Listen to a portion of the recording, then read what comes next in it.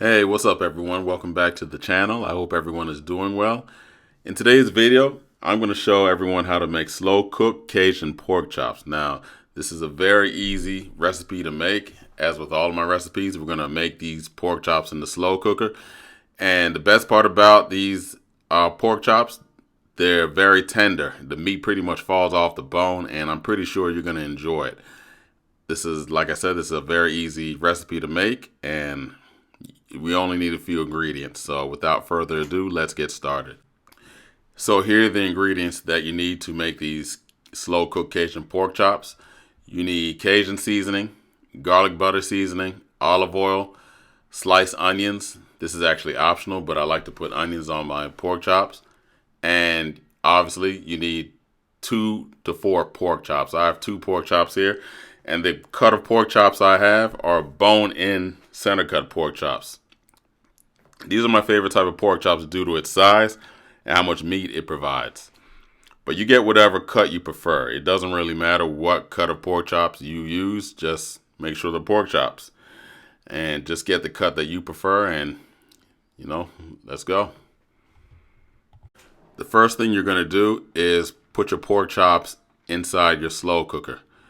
I have 2 pork chops, so they fit perfectly in here. But if you have more pork chops, it's perfectly fine to overlap them. I've done these with a couple pork chops, and they've overlapped each other, and they still came out great. So if you want to overlap them, that's just as fine too.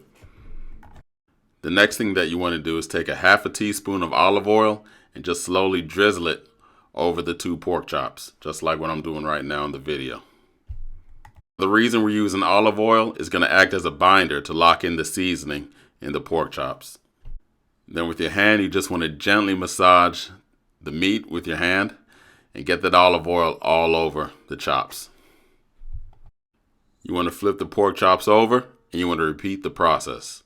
Half a teaspoon of olive oil and just drizzle it over the chops, and then slowly massage it in. Next, you want to grab your garlic butter seasoning and shake it all over the chops. You want to get it nice and covered with that garlic butter seasoning. Then you want to grab your Cajun seasoning, and we're going to do the same thing. We're going to sprinkle it over one side of the chops and get a nice even coat all over the chops. Then we're going to gently pat down the seasoning on the pork chops. Now flip the pork chops over, and we're going to repeat the same process. Garlic butter seasoning, Cajun seasoning, then pat it down.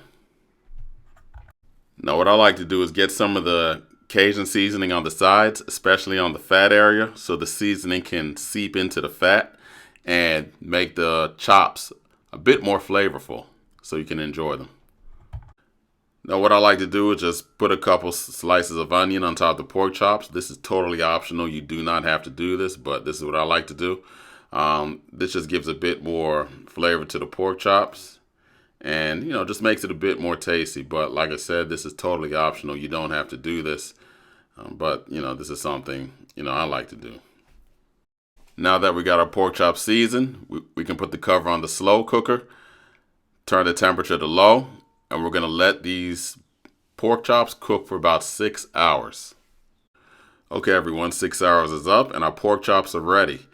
They look very good. They came out very nice. This is the end result, and I'm pretty sure yours will definitely look this way also. They look very, very tasty.